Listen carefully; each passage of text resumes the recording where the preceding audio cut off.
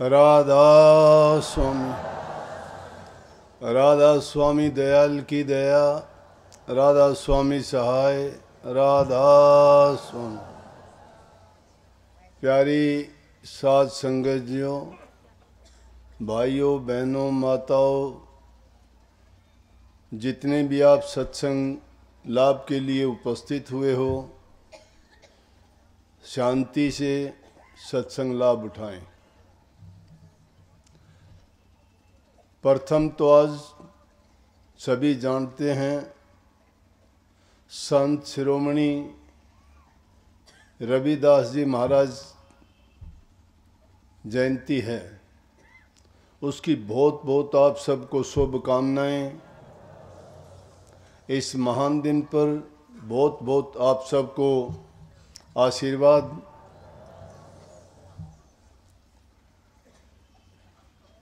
भक्ति काल के दौरान 15वीं शताब्दी में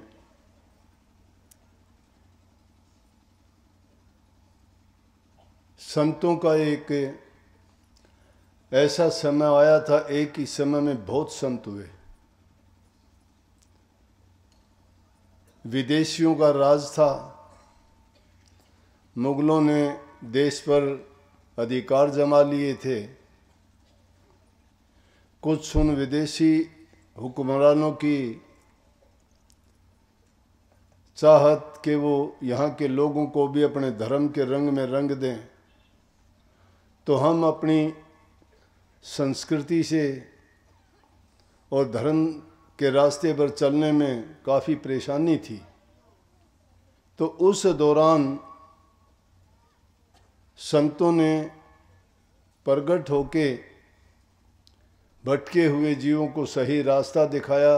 धर्म के मार्ग पर चलाने के लिए उन्होंने नाम, सत्संग, भक्ति, आडंबर जितने भी फैले हुए थे उनको हटाने का कार्य किया। उन्हीं में से संत रविदास जी 1433 ईस्वी के आसपास उन्होंने जन्म लिया। इलाहाबाद के आसपास में कोई गांव था। वैसे तो काशी जी माना जाता है। काशी जी में उनका जन्म हुआ। कबीर साहब भी वहीं थे, एक ही समय में हुए हैं। और रविदास जी लगभग 124-25 साल तक इस दुनिया में रहे और जीवों को चेताते रहे। भक्ति के रास्ते में जाति कोई बाधा नहीं है। जरूरी नहीं कि ऊंचे कुल का, ऊंचे खानदान का या किसी जाति विशेष का ही प्रभु की भक्ति कर सकता है। कबीर साहब जुलाहा जाति से माने गए, नामदेव जी छिपी जाति से माने गए, सैन भगत नाई जाति से माने गए और रविदास जी चमार जाति से माने गए।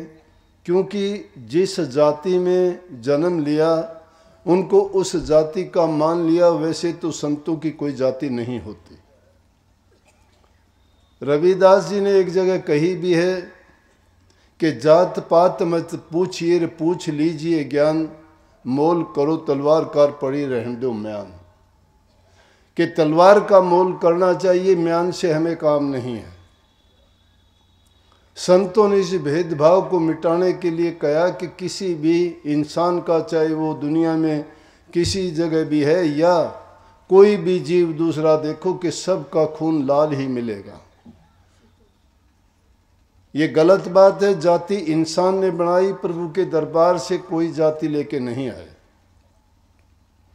और ये जाति पाति की ऐसी दीवार थी उस समय में, लोगों को बांट दिया था। ऊंची जाति वाले नीची जाति वालों से नफरत करते थे। यहाँ तक कि ये तक कहते थे कि इनको भक्ति करने का, शास्त्र पढ़ने का या कोई भी धार्मिक अनुष्ठान करने का अधिकार नहीं है। ऐसे वक्त में ये ऐसे संत पैदा हुए जिस समय में पंडितों का बोलबाला था।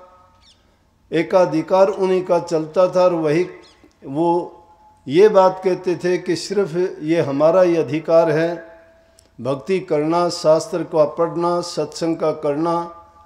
दूसरे जाति वालों को या शूद्र जाति को ऐसा अधिकार नहीं है। लेकिन इन संतों ने जिनके मैंने नाम लिए, जिनमें मुख्य रूप से रविदास जी, कबीर साहब जी, सैन भगत जी, नामदेव जी, इन्होंने सिद्ध करके दिखाया कि हम किसी भी जाति में पैदा हुए हैं, लेकिन भक्ति करके, प्रभु के नाम को याद करके और उनको प्रकट करके दुनियादारों को दिखा दिया कि भक्ति कोई भी कर सकता है। जिसको कबीर साहब ने कहा कि भक्ति गेंद चौगान की बहू को ही ले जा। भक्ति तो मैदान की गेंद है जिसको कोई भी ले जा सकता है। ये जरूरी नहीं है कि किसी एक जाति से, एक धर्म से या किसी विशेष वर्ग से बंधी हुई चीज है। और इन अपने कर्मों के द्वारा, अपने कृत्यों के द्वारा, अपने वचनों के द्वारा इन संतों ने सिद्ध करके दिखाया कि ना अमीरी की जरूरत है, ना पढ़े लिखे की जरूरत है, ना ऊंची जाति की जरूरत है, अच्छे कर्म करने की आवश्यकता है।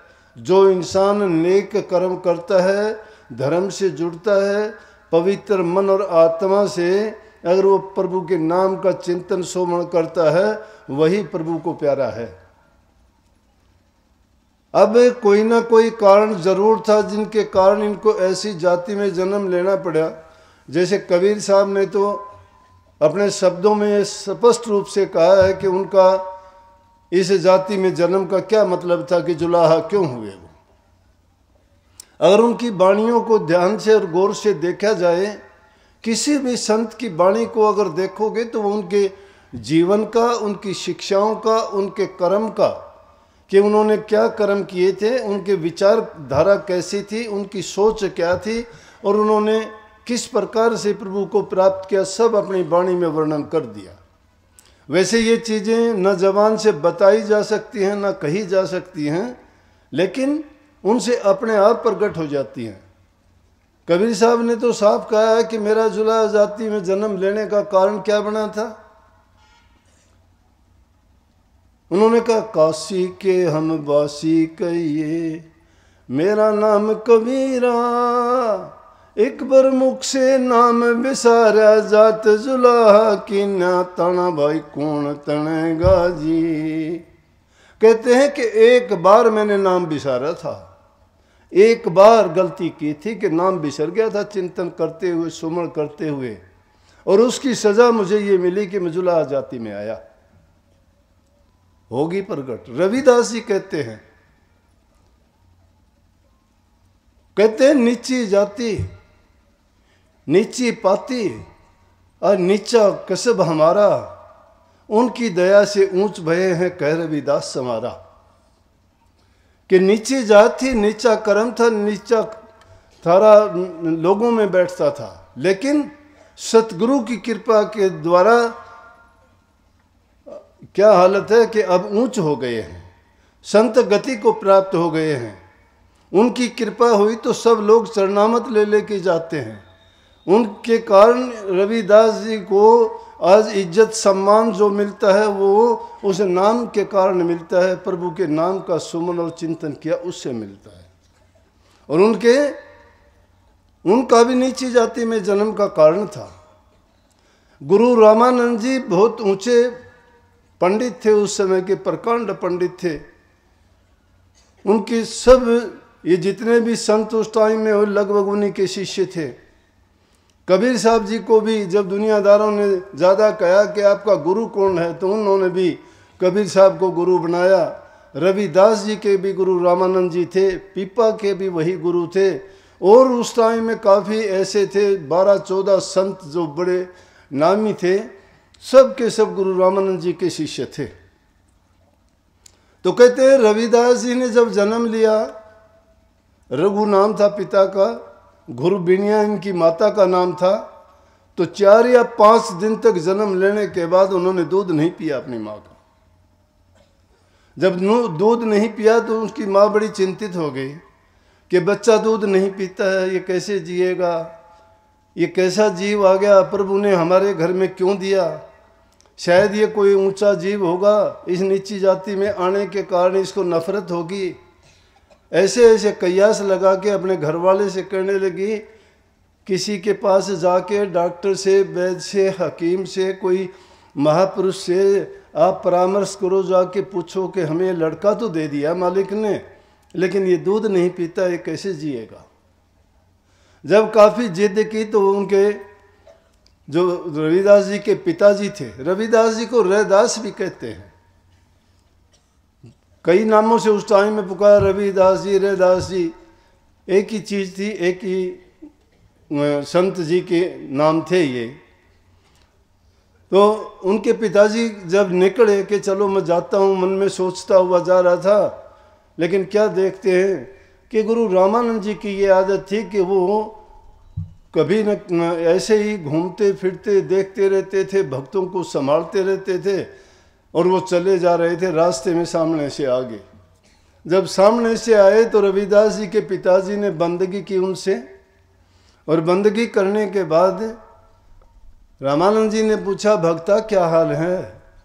बोले जी हाल आपसे तो क्या छानी है, आप सब जानते हो कि मैं क्यों चिंतित हूँ, क्यों दुखी हूँ। घर में एक बच्चा हुआ था, वो दूध नहीं पीता है। बोले चलो भाई, शायद 3-4 दिन से मुझे जो ये लगा हुआ था कि मैं कहीं जाऊं, इसी काम के लिए निकला हूँ आज। वैसे तो कोई उद्देश्य था नहीं, लेकिन जब मालिक की कृपा होती है, कोई भी इंसान बिना किसी मतलब के कहीं जाता आता नहीं है। हर चीज़ निश्चित और तय है। उस समय पर वो जो भी कार्य होना होता है उस समय चला जाएगा, वहाँ पर पहुँच जाएगा। लाख कोशिश करो सब चीज़ों को छोड़ के। हम अपने जीवन में देखते हैं कितने लोगों से कहते हो कि फलाना आदमी जब इस तरह से आया, ये बात हुई, अचानक कैसे हुआ, क्या हुआ, सब कयास लगाते रह जाते हैं। लेकिन जो चीज़ निश्चित है वो अपने समय पर होती है। समय स्थान निश्चित है।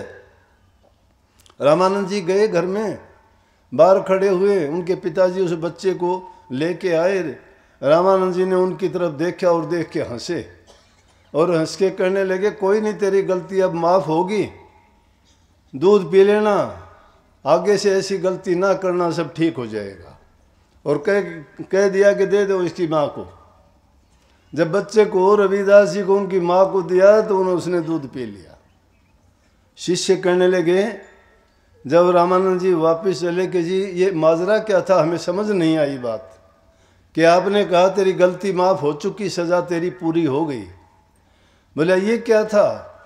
बोला भाई ये इस जन्म से पहले मेरा ही शिष्य था, और ये भिक्षा लेने के लिए जाता था। तो जो भी यहाँ लोग आते, सत्संगी आते, सत्संग करने के लिए, दर्शन करने के लिए, उनके लिए भंडारे की जो व्यवस्था करते, उसके लिए भिक्षा लेके आता था। एक घर से भिक्षा नहीं लेता था, सब घरों से लेता था। अब वैसे महात्माओं से हमें पता लगता है कि एक घर से लेना भी नहीं चाहिए। अलग अलग घरों से लेने से किसी का शुद्ध अन्न होता है, किसी का अशुद्ध होता है, किसी का कैसी कमाई का, किसी का कैसी कमाई का, लेकिन सारे मिलने के बाद वो ठीक हो जाता है, मध्यम सा रास्ता निकल जाता है उससे। ज़रूरत पड़ती है, लेकिन भिक्षा के लिए संत लोग, महात्मा लोग ऐसे करते थे। तो कहने लगे कि पिछले जन्म में जब ये भिक्षा लेने के लिए गया तो बारिश बड़ी ज़ोर से हो रही थी, और हमारे आश्रम के ही पास में 2 सेठ रहते थे, छोटूमल और गोटूमल, बड़े मक्खी चूस आदमी, गरीबों का खून चूसते थे, मन में अनाप शनाप भाव लगाते थे, लोगों से ब्याज लेते थे। वो गरीबों को यूं नहीं देखते थे कि इसकी हालत क्या है। तो इस प्रकार से कमाया हुआ धन जो होता है वो आदमी को बर्बाद करके रख देता है।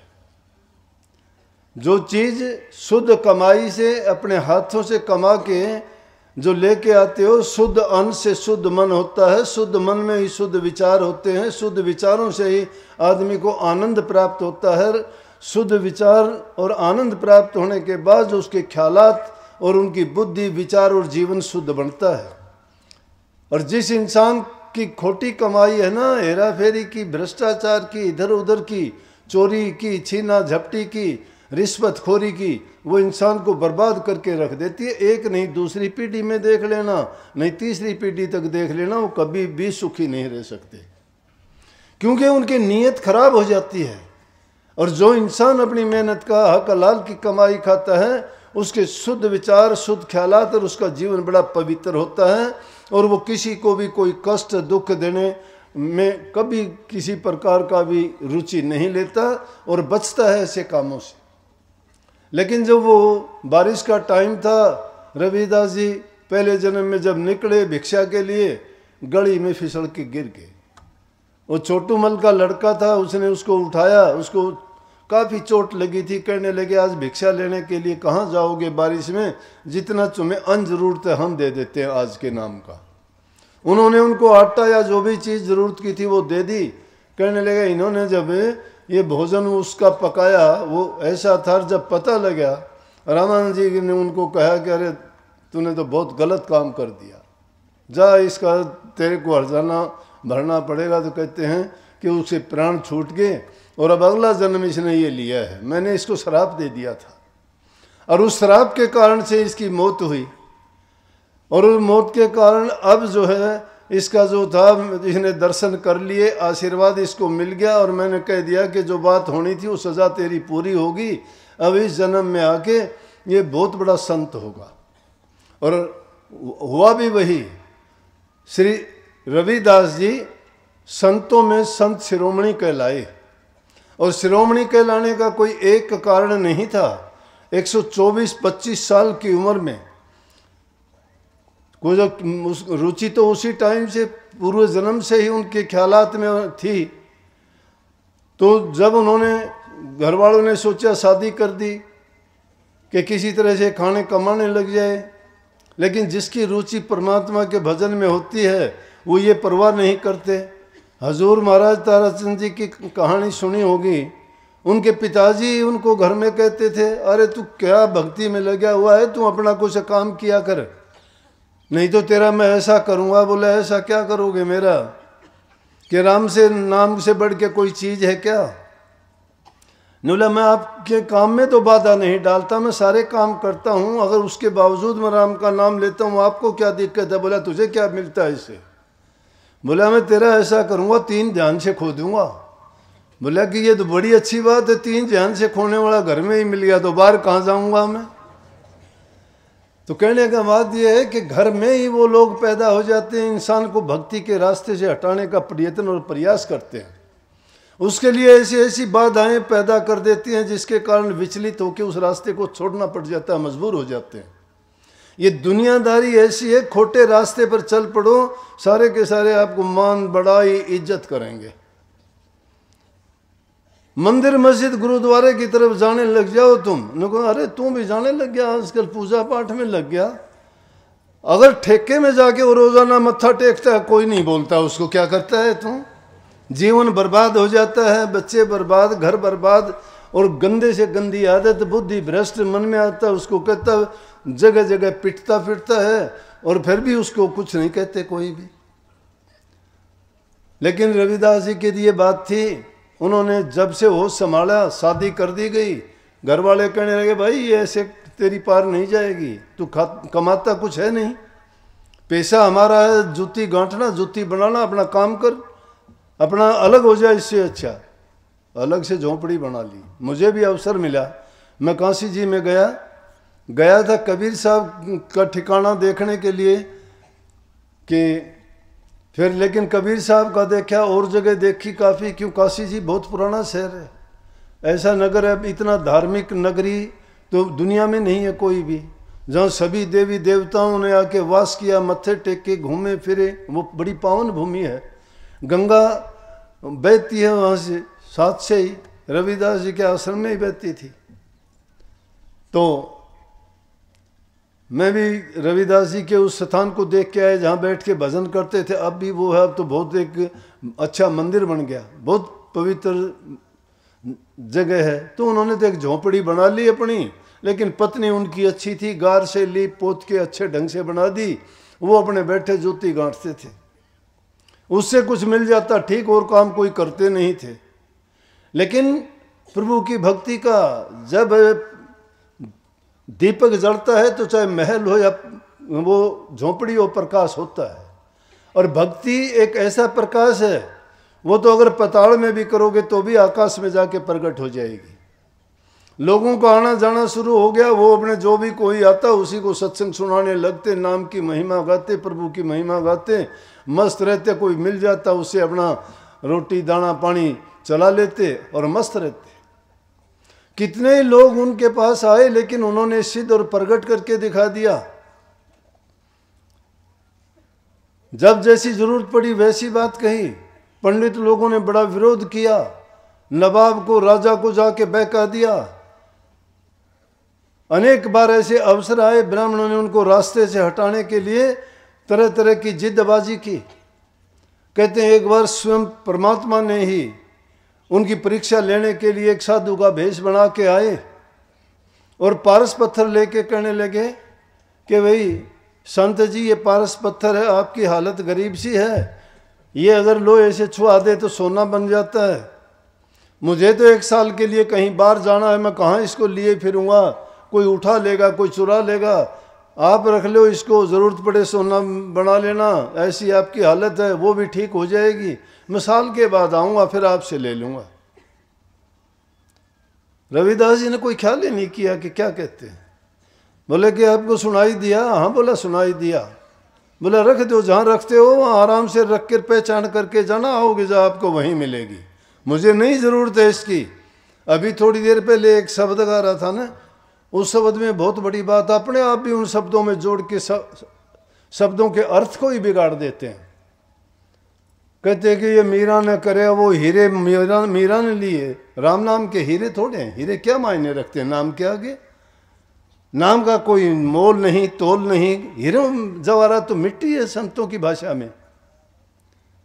कैसे जोड़ देते हो उन वाणियों में झूठी साची बात? हीरे मोती और इस दौलत का क्या है? संतों ने तो इसको ठगनी कहा, माया कहा, लुटेरी कहा। ये कोई मायने नहीं रखते संतों के लिए। और रविदास जी ने सिद्ध करके दिखा दिया। बोले भाई महात्मा जी रख जाओ कहीं भी। लेकिन उनके विरोधी थे, वो सुन रहे थे कि ये महात्मा क्यों मिलने आया था, क्या बात कर रहे हैं। उनने सुन लिया, पारस पत्थर दे के जा रहा है। ये देख लिए एक ने छिपके ने कहाँ रख रहा है। बोले कि आज चुरा लेंगे इसका। अब वो ताले थोड़े लगते थे। आए वो चुराने के लिए, रात को उन्होंने हाथ मारा तो क्या देखते हैं, वहाँ तो सांप आके पड़ा और देख के वो भाग लिए वहाँ से। क्यों कि ठग और लुटेरे नाम को थोड़े लूट सकते हैं, सच्चाई को नहीं लूट सकते। अंग्रेजी में कहावत है ना, ट्रूथ फियर्स नो एग्जामिनेशन। सच्चाई की परीक्षा नहीं हुआ करती। तो 1 साल हो गया पूरा, रविदास ने संभाला, धूल मिट्टी चढ़ गई झोंपड़ी में, उस पर भी चढ़ गई। 1 साल के बाद आके देखा, वही कुंडा, वही चमड़ा, वही रापी, वही आर और वही जूती गांठ रहे हैं। बोले रविदास जी ये क्या? मैं आपको देखे गया था। बोले क्या? बोला पारस। ओ बोला कि हाँ जहाँ रखा था देख ले, वहीं होगा। मैंने नहीं छुआ, अगर ले लिया किसी ने मुझे नहीं पता। उन्हें जाके देखा, झटका के देखता है तो वो मिट्टी से लथपथ वहीं पे रखा है। बोले आप भी कमाल हो रविदास जी। बोला मुझे इससे क्या करना है, मुझे जो कुछ मिला है जूती के गांठने से मिला है, और मुझे जिस चीज़ की ज़रूरत हो तो इस कटौती में ही सारा कुछ पूरा हो जाता है। जो चाहूँ उसने उनको कह दिया कि ये चीज़ क्या मायने रखती है, जो चीज़ है उसके लिए काम करना चाहिए महात्मा जी। वो तो स्वयं प्रभु उनकी परीक्षा लेने के लिए आए थे। बोले कि धन्य है तुम, और तेरी भक्ति भी धन्य है। और उनको आशीर्वाद दे के गए। कुछ दिन के बाद में आप ये कहावत बड़े खूबी से सुनते आए हो, कितने चमत्कार थे उनके जीवन में।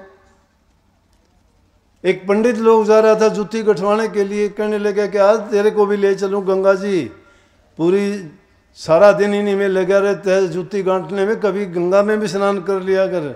बोला कि हमें कहाँ फुर्सत मिलती है, हम गरीब आदमी मजदूरी करके खाते हैं, पंडित जी आप ही चले जाओ, फिर एक करना मेरी भेंट दे आना। बोला क्या भेंट है तेरी, दे लिया, याद रहेगी तो दे दूंगा। तो 2 पैसे थे वो दे दिए, वो लेके गए, पंडित जी ने जाके स्नान किया, स्नान कर, बोला कि शर्त है देना जब जब गंगा माई हाथ फैला के ले, नहीं तो नहीं देना। पंडित जी गए, गंगा जी में स्नान किया, सारे काम करने के बाद जब वापस चलने का टाइम आया तो याद आई, ओ जेब में उसके पैसे तो रह गए। बोला कितनी उसने बात कही है कि हाथ फैला के, गंगा माई क्यों हाथ फैलाएगी, हमने तो कभी देखा नहीं कि हाथ वो बाहर आती भी है, हाथ फैलाती है या नहीं।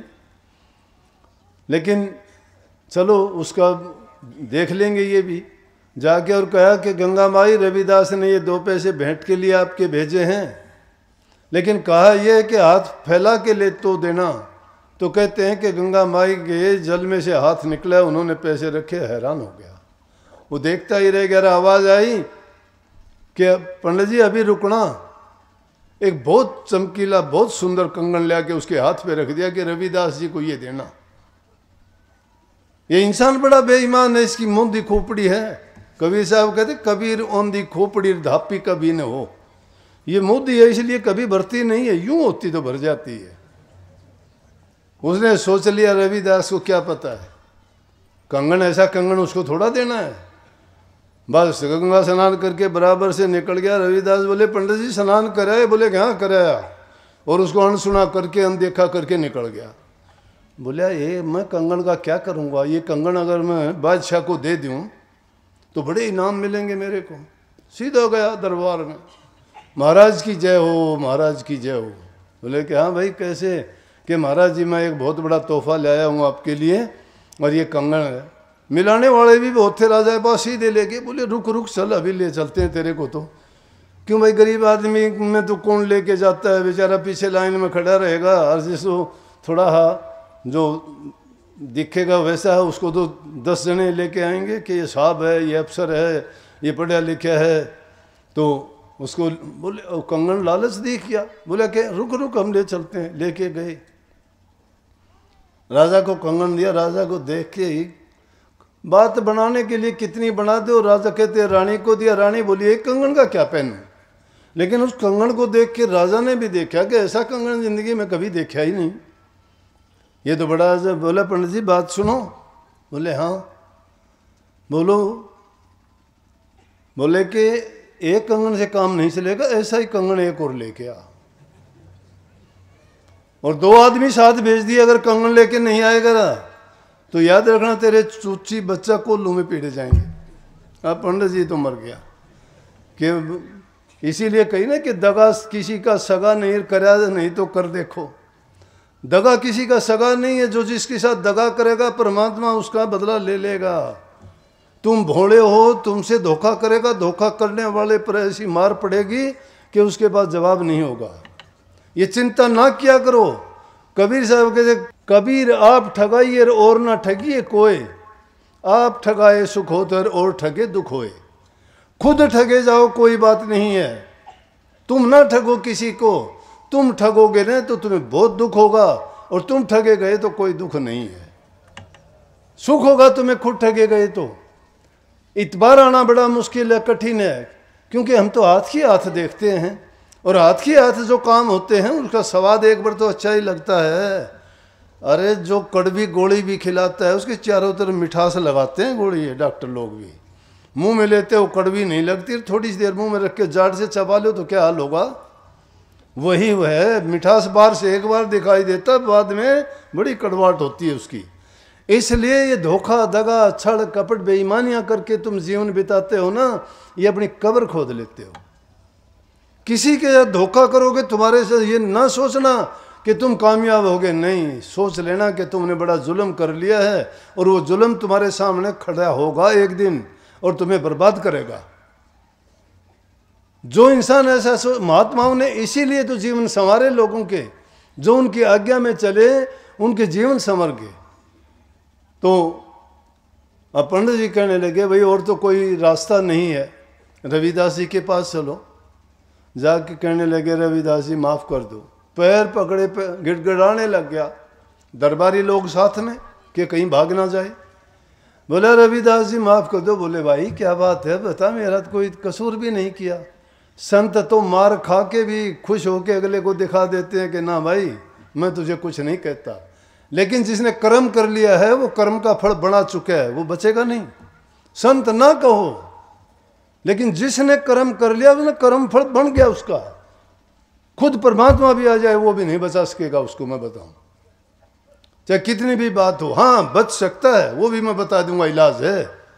बच कैसे सकता है कि जो कर्म जिस जबान से गंदे बोल रहे हो तो जबान से उसकी बढ़ाई करो। तुमने पाप किया है तो उस पाप की बजाय हजारों गुना पुण्य करो। तुमने धोखाधड़ी करी है तो उससे कहीं अधिक तुम उससे पुण्य के कार्य करो, तो तुम्हारा वो पाप कर्म हल्का हो सकता है, नहीं तो बच नहीं सकते। कर्म इसीलिए कहीं ना, कर्म की मार रुका न पुकार। कर्म की जो मार पड़ती है उसमें रुका पुकार नहीं है। और जब ऐसी नियत ऐसे कर्म हमारे हैं और उनका कर्म फल भोगते भोगते जीवन बीत जाता है, तो प्रभु और प्रभु के नाम की भक्ति कैसे करेंगे? नहीं हो सकती। संत कोई मूर्ख थोड़े थे, फटे हाल, खाने के लाले, फिर भी मस्त हैं। ना कुछ खोने का डर है, ना कुछ पाने की लालसा है, मस्ती में जीवन बीतता है। जो कह देता है उसी को कहते हैं हाँ भाई तू सच्चा है, बोल दे, बोलो कुछ भी बोलो।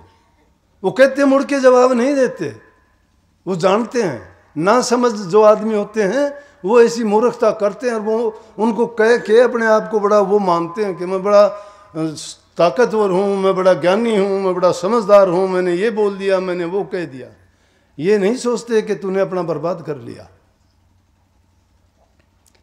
तो रविदास जी के पास जाके गिड़गिड़ाए। रविदास जी उसी प्रेम से बोले, बोले बच्चा क्या बात है, बोल भाई पंडित जी क्या बात, आज ऐसे कैसे, आप तो बड़े खुश थे, गंगा स्नान करके आए थे। बोले पंडित जी माफ़ कर दो, बड़ी गलती होगी मेरे से, भूल हो गई। बोला क्या भूल होगी?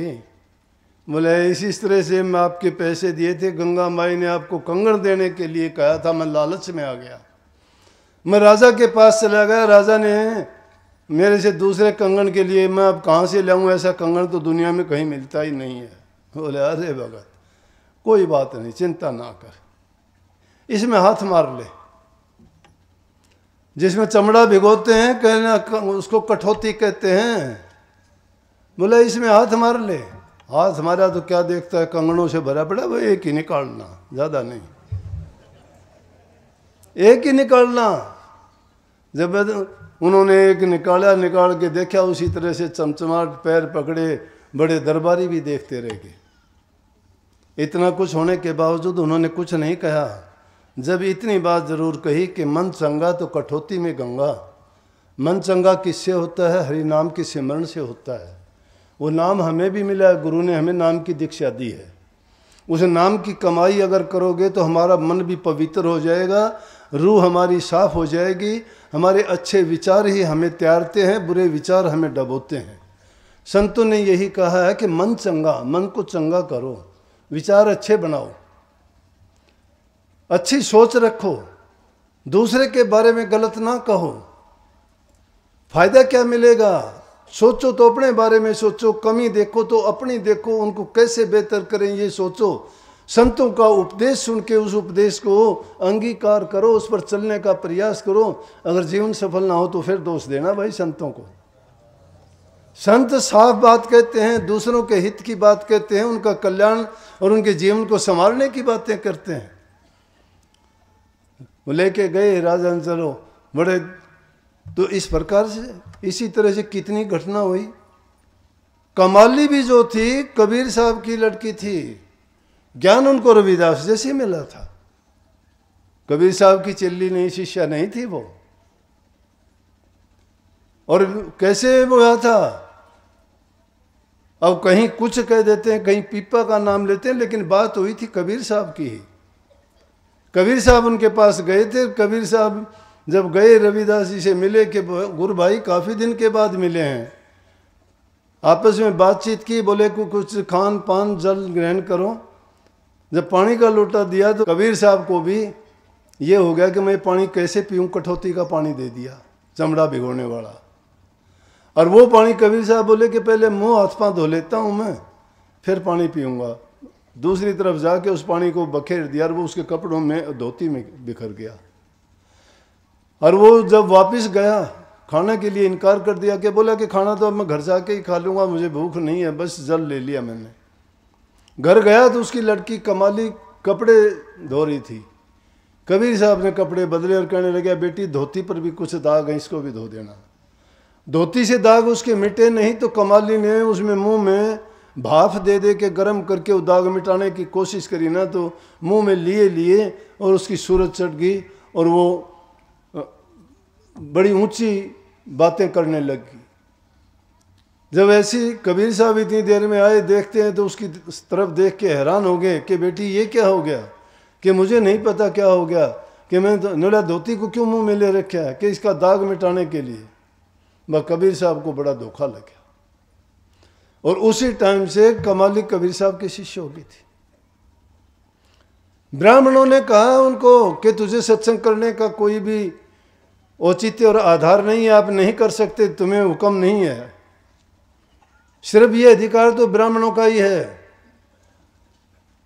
लेकिन रविदास जी ने सिद्ध करके दिखा दिया कि ब्राह्मणों का अधिकार नहीं, भक्ति का अधिकार किसी को, सबको है। ये बात फैलते फैलते जाके राजा के पास चले गए।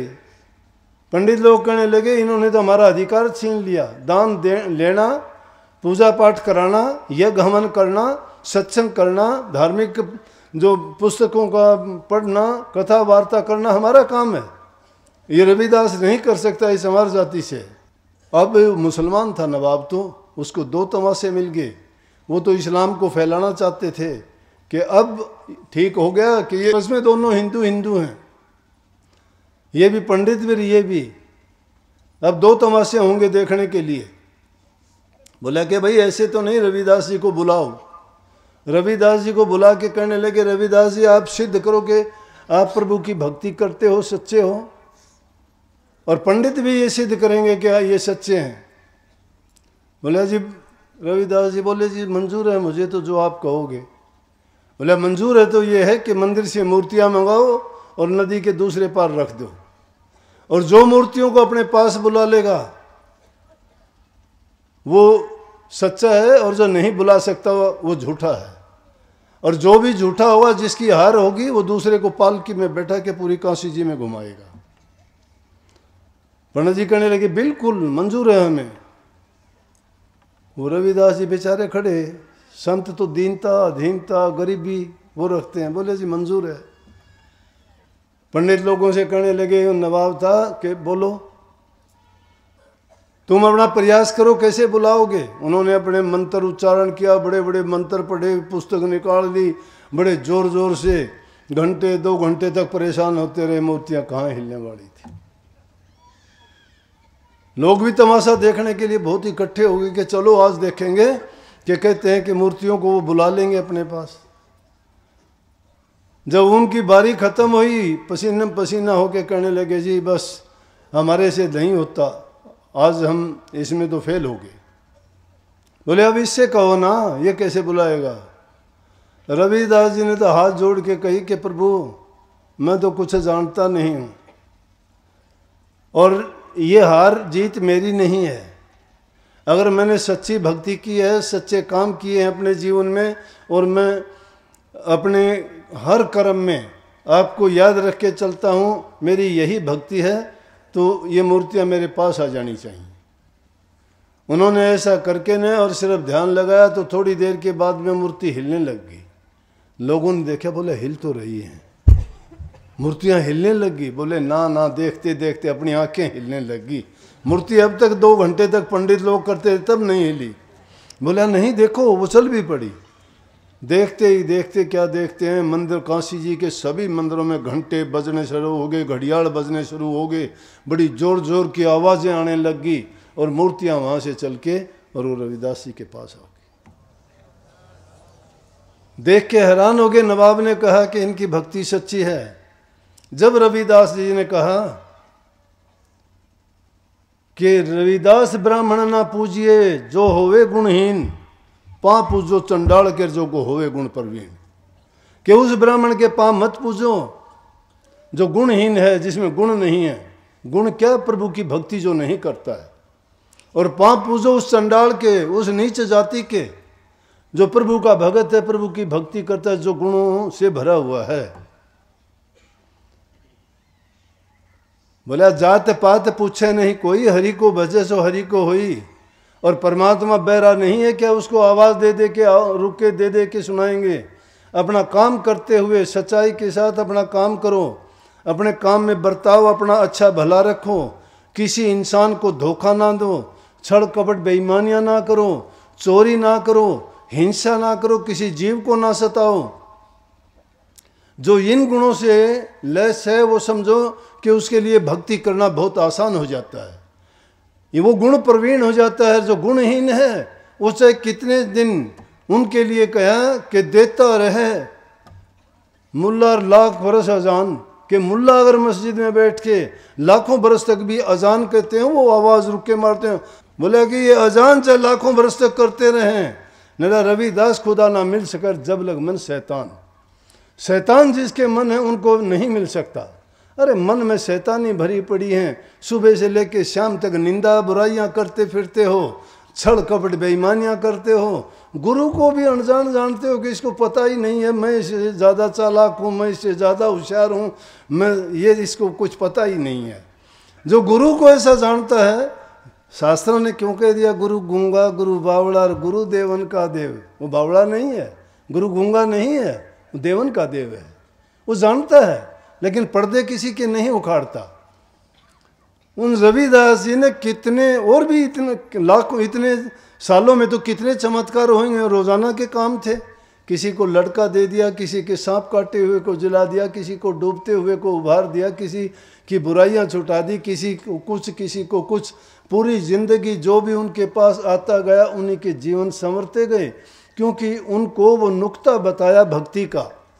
और उस भक्ति के रास्ते पे जो भी चलते गए ना, वो अपने जीवन को संवार ले गए। इसलिए इंसान का जीवन बहुत उत्तम पवित्र और मुश्किल से मिलता है।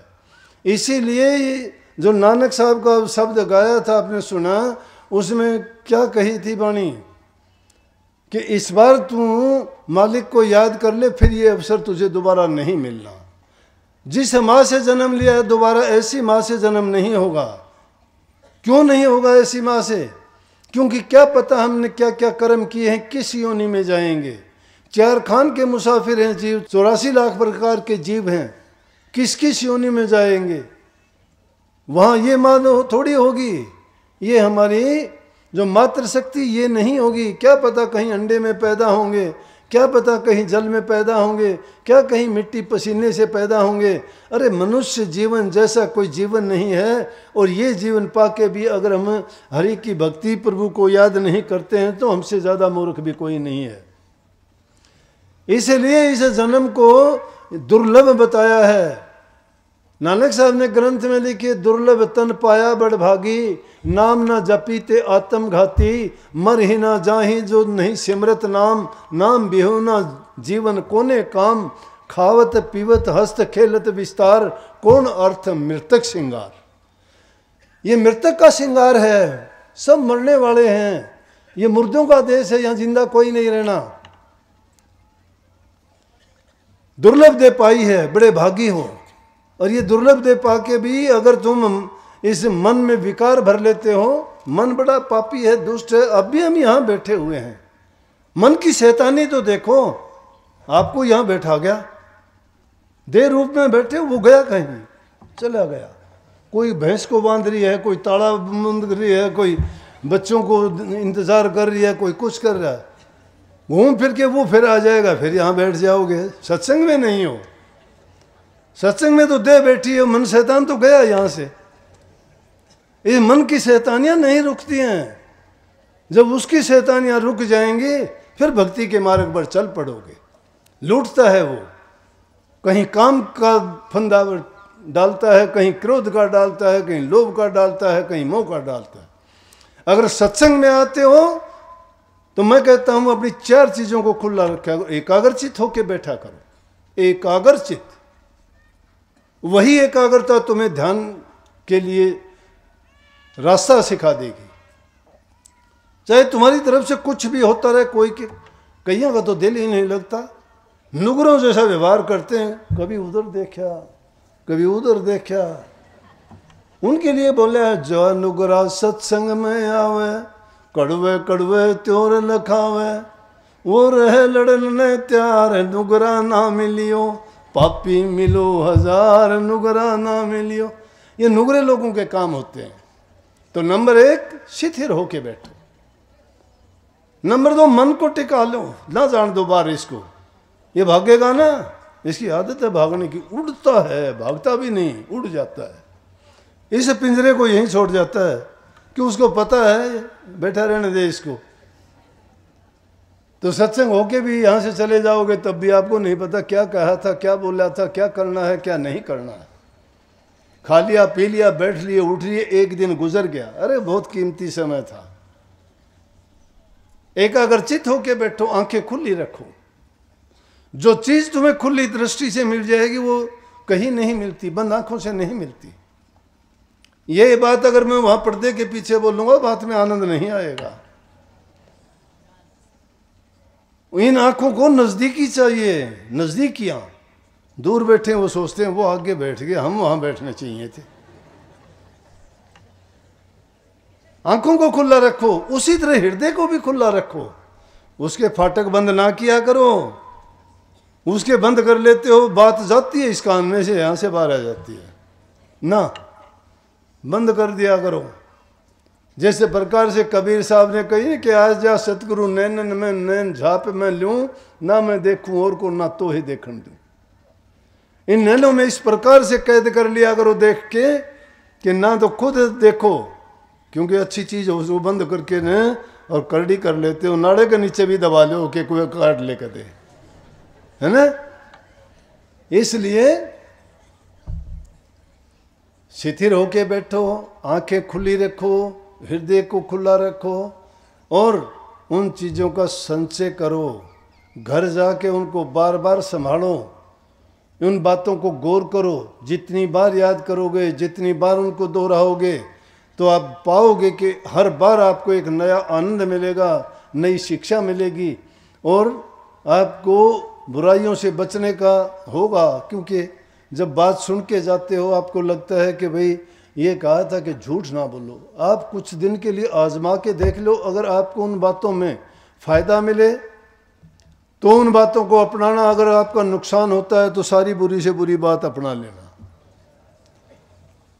ये मन तो इस संसार में, इस माया के देश में भटक जाता है, भटक जाता है, चुंदिया जाती है इसकी आंखें। यहाँ मेला लगा हुआ है, मेले में तरह तरह की चीज़ें हैं।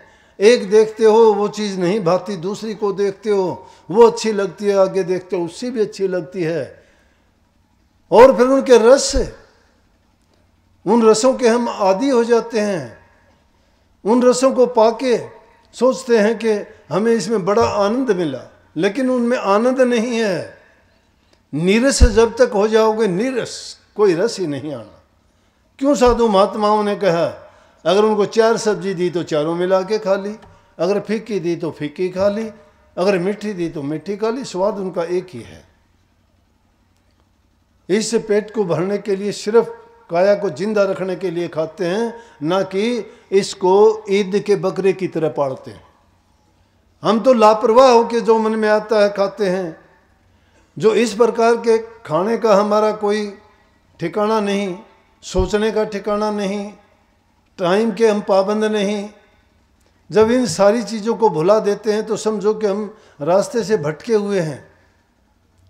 उस रास्ते पर लाने के लिए संतों का सत्संग, उनकी शिक्षा हमें बार बार ये याद दिलाती रहती है। तो ऐसे महान संत रविदास जी जैसे, जिन्होंने कितनी गजब की बात कही कि थोथी बातें हैं दुनियादारी की, इन थोथी बातों को पिछोड़ने से कुछ नहीं मिलेगा। आपको एक अमूल्य चीज़ मिली है और वो है प्रभु भक्ति के नाम का नुक्ता, और वो है सूरत शब्द का योग। और उसका पहला तरीका है कि नाम का सिमरण मैं कहता हूं कि ध्यान बेशक ना करो, लेकिन अगर सीमेंट तुम्हारा पक्का हो गया तो ध्यान अपने आप ही खींचा चला आएगा। ये तो बाल्टी से रस्सी बंधी हुई है, वो पानी में पड़ी हुई है। तुम अगर रस्सी को खींचोगे तो बाल्टी पानी से ही भरी आएगी, खाली नहीं आएगी। अगर तुम नाम के सुमन को कर लोगे ना पक्का, ध्यान तुम्हारा अपने आप लग जाएगा। तुम्हें ये कान आंख बंद करने की भी जरूरत नहीं पड़ेगी। कबीर साहब ने क्यों कही कि आंख ना मूंदूं, कान ना रोंदूं, काया कष्ट ना धारूं, खुली आंखें हंस हंस देखूं, सुंदर रूप निहारूं। जब नाम का सुमन करते करते तुम इतने लोलीन हो जाओगे, तुम्हारी आंखें भी खुली रहेंगी, बैठे भी किस ढंग से हो पता ही नहीं होगा, और तुम शिथिर हो जाओगे, एक ही जगह से पत्थर की मूर्ति है। ध्यान और क्या है? आंखें कान बंद करके ध्यान में बैठोगे तो कयास लगाओगे, कुछ का कुछ सोचते रहोगे, मन में भागते रहोगे, विचार कहीं कहीं के होंगे, ख्याल कोई कोई होगा, और नाम ध्यान का होगा। लेकिन सच्चा ध्यान तो लगेगा नाम का सुमन करते करते। इसीलिए रविदास जी ने कही कि पिछोड़ो रे जामे निजकन होई, थोथा जिन्हें पिछोड़ो रे, पिछोड़ो निज कण जिसमें है उस चीज को पिछोड़ो। पिछोड़ना कहते छांट लेना। इसीलिए कही संत ऐसा चाहिए, छाछ जैसा स्वभाव होना चाहिए, थोथी चीज को उड़ा दे, सार को ग्रहण कर ले। इसलिए कही रविदास जी कहते पिछोड़ो रे जामन निजकण होई, जिसमें निजकण है उसको पिछोड़ो। थोथा पिछोड़ने में क्या मिलेगा? वो कहते हैं थोथा पंडित थोथी वाणी, थोथी हरि बिन सभय कहानी।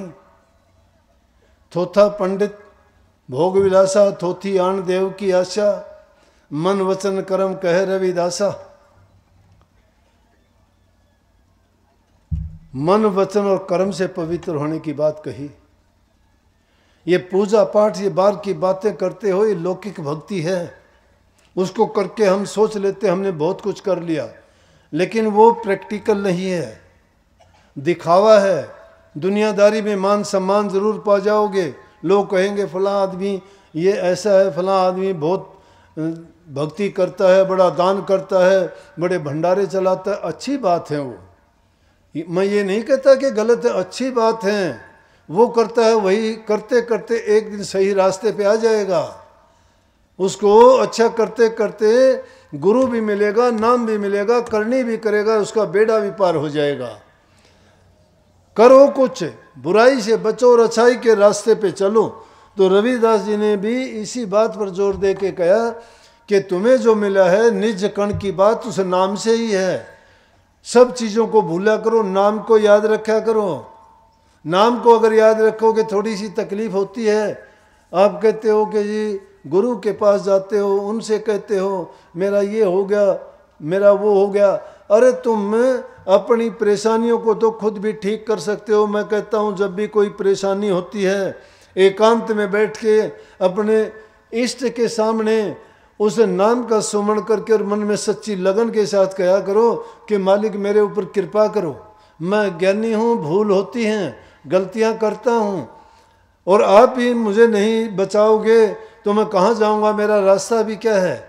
तो आप पर ज़रूर कृपा होगी। जब तक कोई पुकारता नहीं है तो उसको कौन कह देगा। अब मैं किसी को बोलूँगा नहीं, उसको क्या पता कौन बोलता है, लेकिन किसी को भी नाम लेके बोलूँगा वो खड़ा होके आ जाएगा।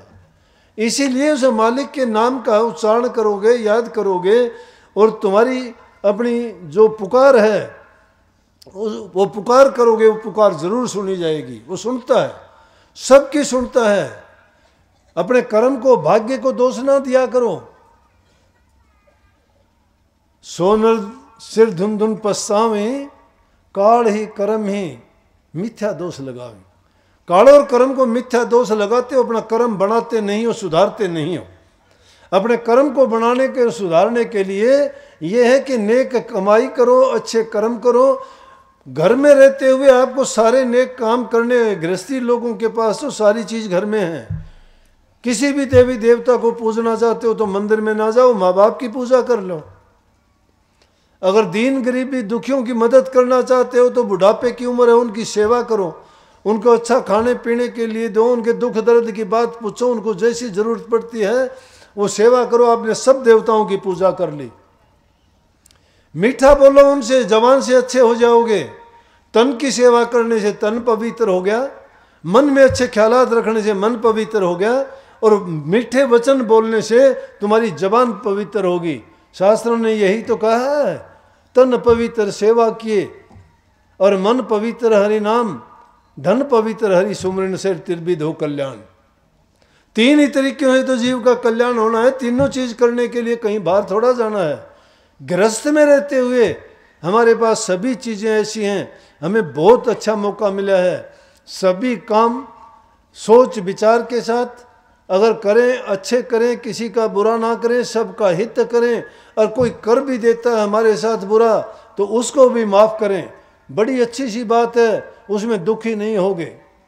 दुखी इंसान कब होता है? किसी की चीज को अपने मन में लगा लेते हो। जो तुम्हारी कदर नहीं करता तुम उसकी कदर ना करो। अगर तुम ऐसा करोगे तो तुम्हारा चिंता बन जाएगी, वो तुम्हारा सुमरण वही बन जाएगा। जो तुम्हें याद नहीं करता तुम उसको याद ना करो, क्योंकि उसको तुम्हारे से प्यार नहीं है, तुम्हारे ऊपर श्रद्धा नहीं है, और ना तुम्हारे ऊपर विश्वास और यकीन है। जिसका यकीन, विश्वास और श्रद्धा होगा वो उसे ना जुदा हो सकता है, ना भुला सकता है, और ना उसको छोड़ सकता है। ये सच्चा प्यार है, सच्चा प्यार ही भक्ति का सही रास्ता है। उस सच्चे प्यार के लिए दुनिया को त्याग सकता है। मीराबाई क्या आज गीत गा रहे थे? मीराबाई ने क्यों कहा, कितने शब्द हैं कि माँ मुझे हार श्रृंगार प्यारे नहीं हैं, मैं ये सारे वस्त्र त्याग दूंगी, महलों की खुशियाँ छोड़ दूंगी, मुझे भाई बंद परिवार की ज़रूरत नहीं है, मेरे तो गुरु रविदास जी हैं, मुझे वही प्यारे लगते हैं, क्योंकि उन्होंने मुझे इस जीवन का राज समझाया है। उन्होंने लाख मना करने के बाद भी कहते हैं ऊंचा खानदान है, ऊंची जाति है, राजपूत घराने से है, कहाँ समार गुरु बना के तू ये करती है। मीराबाई कहती है कि गुरुओं की जाति नहीं होती, मेरे गुरु के समान दूसरा गुरु नहीं है, वो रविदास समार नहीं, वो खुदा का रूप है। तुम नहीं समझते, तुम नहीं जानते, और मैं उनके लिए अपने प्राण तक न्योछावर कर सकती हूँ। ये प्रेम है, शुद्ध और पवित्र प्रेम है, छूटा क्या उससे? लेकिन लालच और स्वार्थ के साथ जो आदमी जुड़ता है, ना उसका प्रेम है, ना श्रद्धा है, ना विश्वास है। जिसका श्रद्धा है उसको चैन पड़ जाएगा। तुम्हारा पति रूस के चला जाए, तुम्हें नींद आ जाती है? माँ का बेटा अगर निकल जाए उसको चैन पड़ता है? पुत्र चाहे कैसा भी हो, उसको पिता से बिछड़ के उनका पुत्र चला जाए, पिता आराम से रह सकता है, क्योंकि प्रेम है। और प्रेम नहीं है तो कहेगा कि मरने दे मुझे क्या।